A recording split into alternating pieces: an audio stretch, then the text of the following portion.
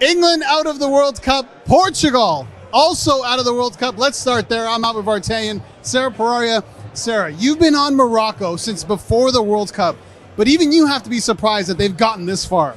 You know what? I'm definitely surprised, but I'm more surprised at how Portugal played today. I was so sure Portugal were going to play such a more pressing game than Spain. That was the biggest difference there between those two.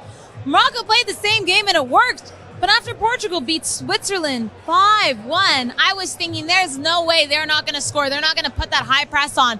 And Portugal just seemed out of sorts, disconnected, and they could not find the back of the net. So yeah, I'm surprised, but what a story for Morocco. Cristiano Ronaldo comes on in the second half, can't get the job done, but Morocco, credit to them, the first ever African team to make the semifinals. And now who do they face? France, who put in a fantastic performance against England. And it wasn't the Mbappe show.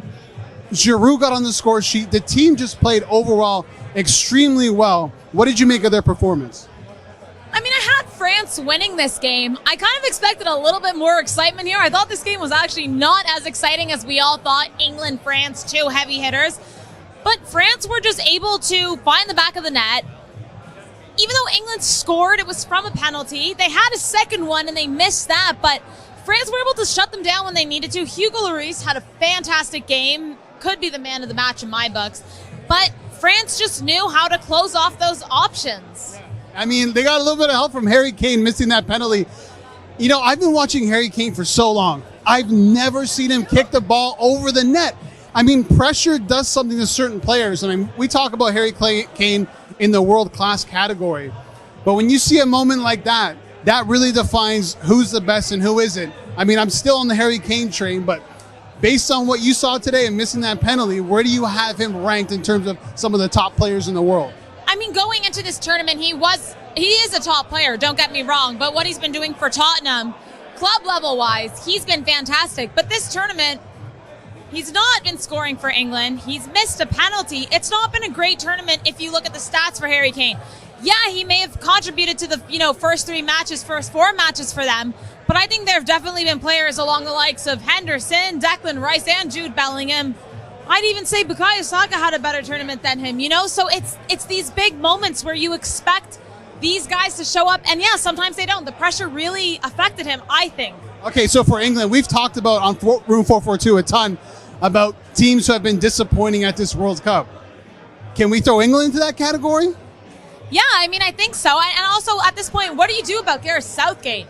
This is, how many tournaments now where you are getting that close? This is a quarterfinal.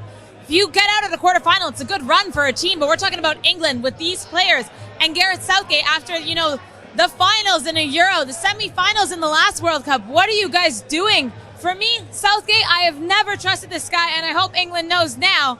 What are you guys doing? How is this the guy for you? I don't know. It's disappointing for England simply because of the talent they have on that bench. They should definitely be doing much better than they did. He deserves a little bit of credit, right? Semi-final in 2018, Euro Cup final, and now he's gone to the quarterfinals of the World Cup. Very difficult to do. There's always one team that wins it, but he deserves a little bit of credit, sir. He does, but don't you also think that this group of players is also like the best we've seen in a while for England? Look at these young guys they're bringing up from the ranks. For me, this is about the players.